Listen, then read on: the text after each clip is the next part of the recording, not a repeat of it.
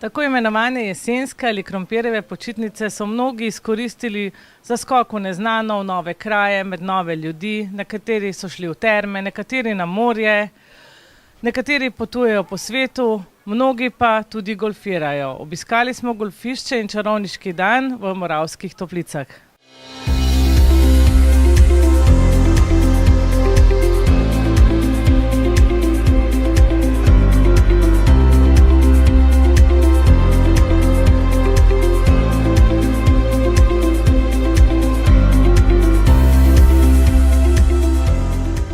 Kaj vam pomeni ta krompirjev oddih, s čim se zadovoljite?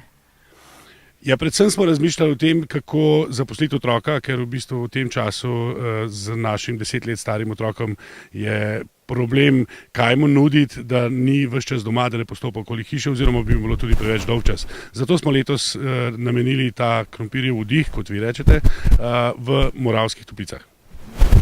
Tukaj so tudi odlične sprehajalne poti, se preizkusite kaj o golfu? Žal ne, z velikim veseljem pa spremljamo tukajšnje igralce. Danes je tradicionalni turnir čarovnic, tako da smo se šli tudi malo ogledati ta turnir. Drugače pa ja, seveda, tukaj je ogromno sprehajalnih poti, mnogo možnosti za rekreacijo, tako da je prijetno do skrajnosti. Kaj pa je za vas popolni oddih? Popolni oddih predvsem to, da nismo obremenjeni s časom, da se ognemo vsakdanjemu stresu, da izklopimo telefone in uživamo.